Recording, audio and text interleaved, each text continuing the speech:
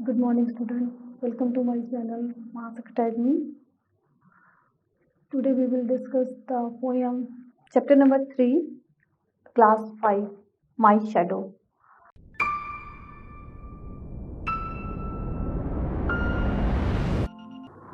जैसे कि मैं पहले इस पोएम को डिस्कस कर चुकी हूँ क्लास में, थोड़ा सा मैं इसको बता देती हूँ, उसके बाद आज हम इसके क्वेश्चन आंसर्स करेंगे। ओके, तो इस पोएम में हमने माई शैडो के बारे में पढ़ा था।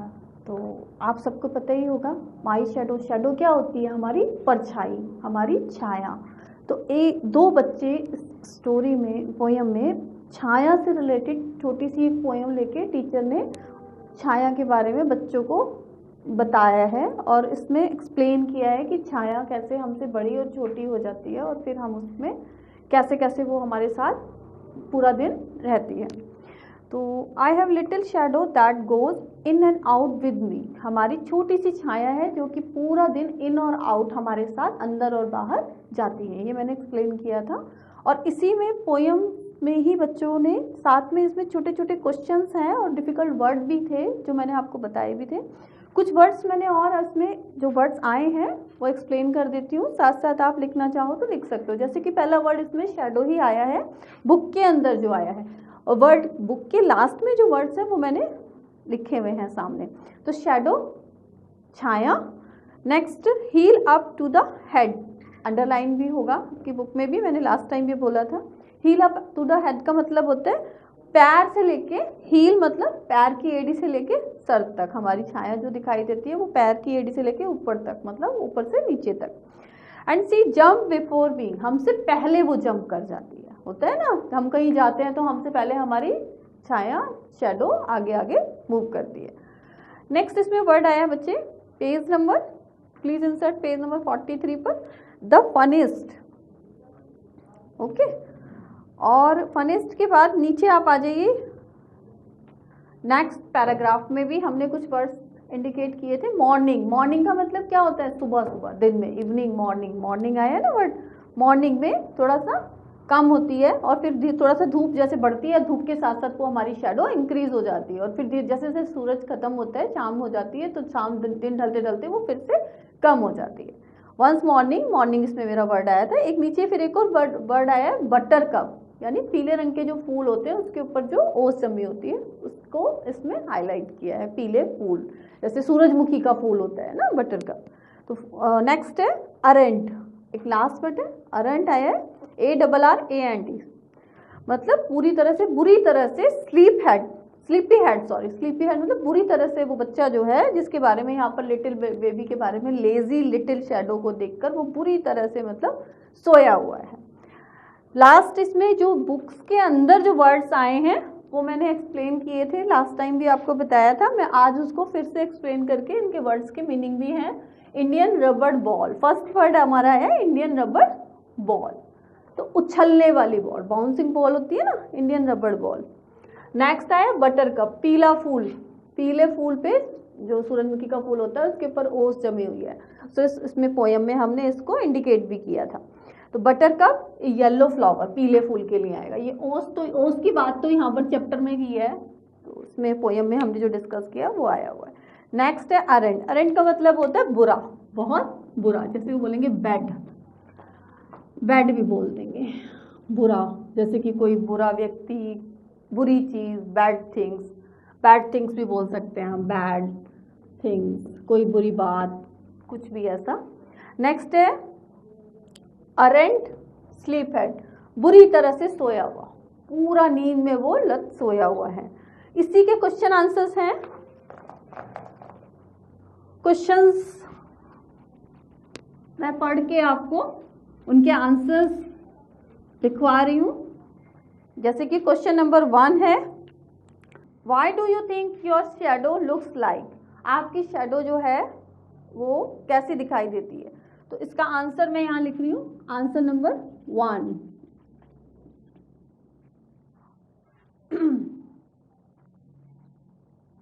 कैसी नजर आती है हमारी शैडो? लुक्स लाइक मी, उसकी खुद की तरह से नजर आती है। I think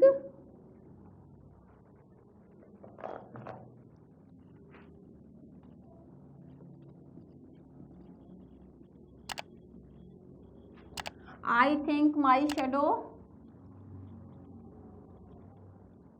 look like me.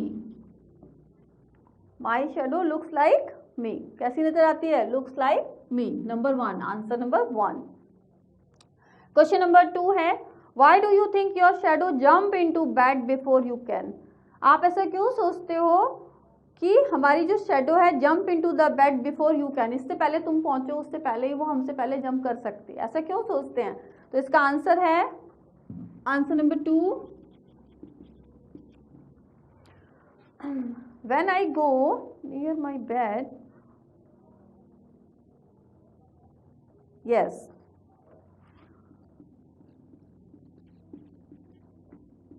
when I go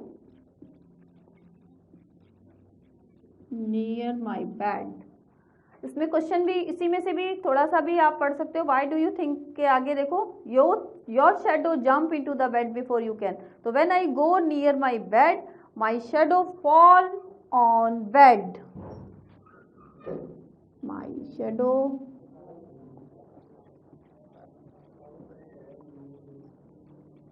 shadow fall on a bed,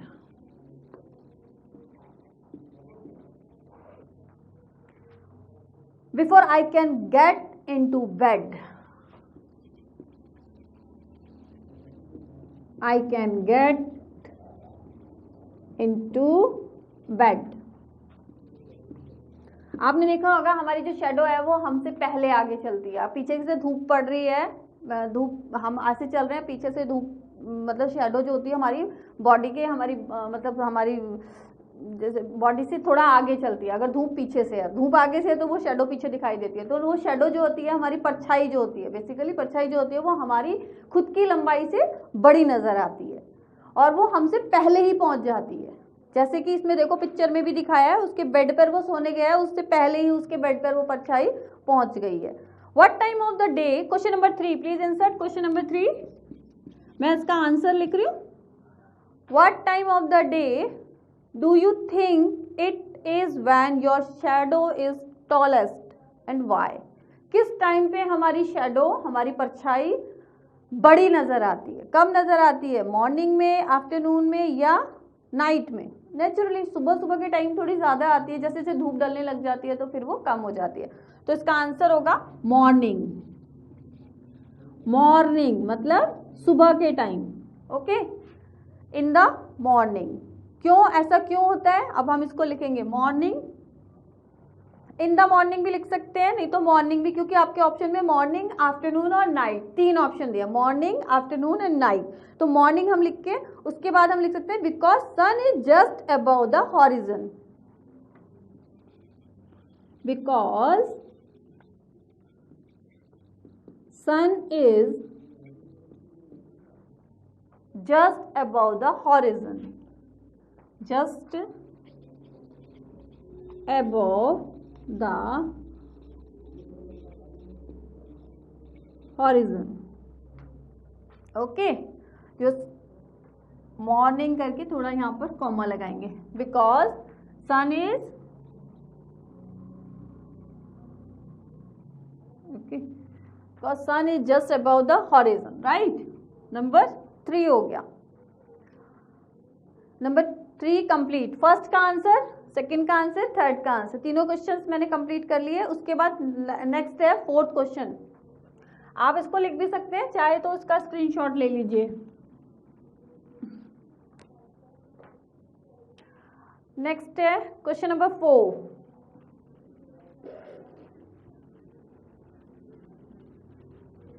आज मैंने इसके क्वेश्चंस कंप्लीट कराने हैं आपको। क्वेश्चन नंबर 4 का मैं आंसर लिख रही हूँ।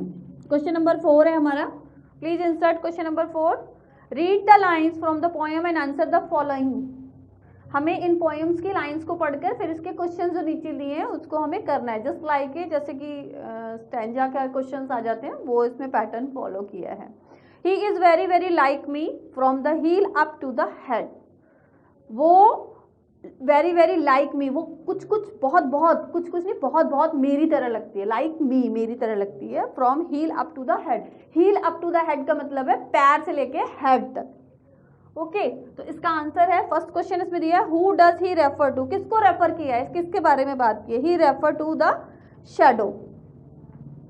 Answer number 1, he refer to shadow, किसको, SHADOW। Number 2, okay, who does me refer to, मेरे लिए किसको रेफर कर रहा है, me refer to the speaker in the poem, me refer to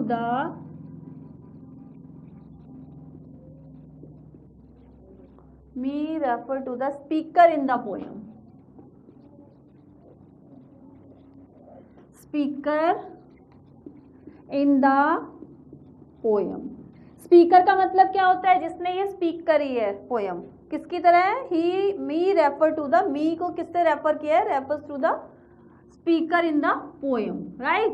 number 1 हो गया, नंबर 2 हो गया। नंबर 3 है, why are he and me alike, हम दोनों, ही वो और मैं कैसे एक दूसरे से मिलते हैं, he and me alike because he is the shadow of me, क्योंकि वो मेरी शेडो है, मेरी परछाई तो मेरी तरह लगेगी ना। Number 3, he and me alike, he and me alike because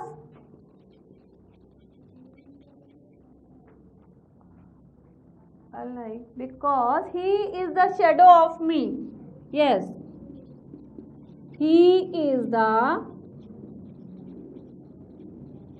shadow of me, right, sorry, ठीक है। तो नाउ हमने क्या क्या डिस्कस किया, 1 2 3 क्वेश्चंस हमारे स्टैंजा के इसमें हो गए। इसमें स्टैंजा जब एग्जाम में आता है तो बच्चे ही करके ऐसे डैश डैश डैश करके और अहेड भी लिख देते हैं, अहेड, HEAD, जो लास्ट वर्ड है उसका, ठीक है। इस तरह से मैंने 4 क्वेश्चन डिस्कस किए हैं। लेट्स टॉक, नीचे एक और है, work in pair, discuss the following. इसके अंदर what would you do if a dog chess you, अगर डॉग आपके पीछे भागेगा तो आप क्या करोगे। इसमें थोड़ा सा ये वर्बली है लेकिन मैं इसको लिखवा रही हूँ, बच्चे कर लेते हैं इसको भी। क्वेश्चन नंबर 1 है इसका, आ डॉग चैस यू, अगर आपके पीछे, स्क्रीनशॉट ले लीजिए इन क्वेश्चंस का, यस, डॉग अगर आपके पीछे भागेगा तो क्या करोगे। I would not run away, हम नहीं भागेंगे, द डॉग विल स्टॉप, जब हम भागेंगे ही नहीं तो क्या होगा, डॉग अपने आप ही रुक जाएगा। नंबर 1 आंसर है, आई would not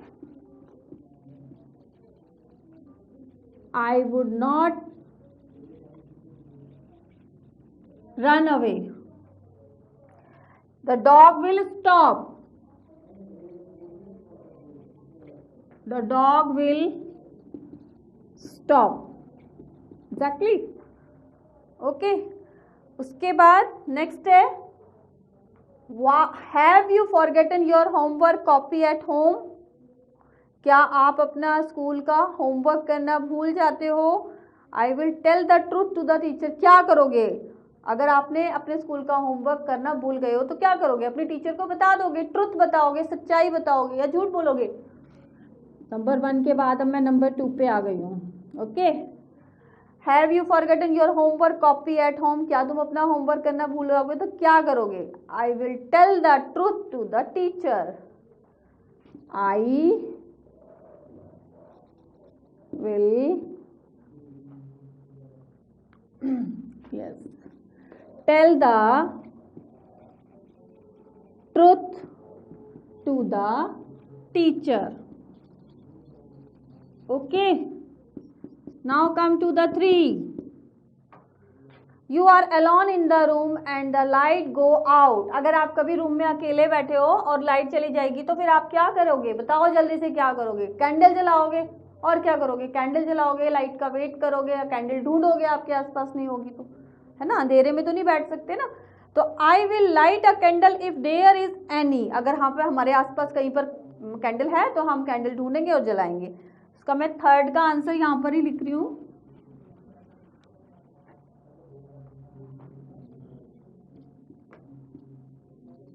I will,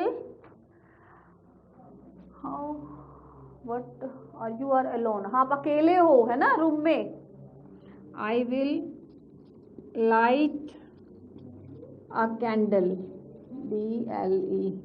I will light a candle if there is any. If there is any, अगर आपके आसपास कोई कैंडल है तो आप उसको जला दोगे. और I will wait light come back.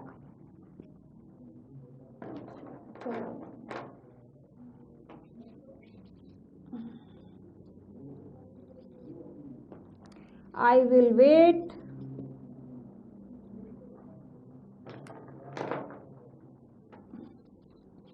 light come back. Okay, तो मैंने यहाँ 3 क्वेश्चंस किए हैं आपके, number 1, number 2 and number 3. Again I will discuss the questions. First था हमारा work in the pair and discuss the following. A dog chase you, अगर कुत्ता आपके पीछे भागेगा, चैश करेगा, भाग के आ जाएगा तो क्या करोगे?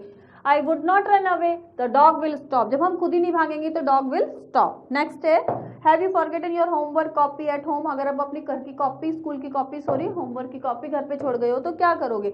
I will tell the teacher to the, I will tell the truth to the teacher, मैं अपनी टीचर को सच सच बता दूंगा, मैम मेरी कॉपी घर रह गई है. You are alone in room and the light go out, अगर आप रूम में अकेले हो तो क्या करोगे? I will light a candle, मैं क्या करूंगी? एक कैंडल को जलाऊंगी. इफ देयर इज एनी, अगर मेरे आसपास कोई है. I will wait light come back, और या फिर मैं उसका वेट करूंगी. ओके, नीचे फन टाइम यहां तक हमने किया है. नेक्स्ट फन टाइम वाला मैं नेक्स्ट क्लास में आपको कराऊंगी. अभी इतना क्वेश्चंस करे हैं, इसके बाद नेक्स्ट क्लास में हम फन टाइम करेंगे.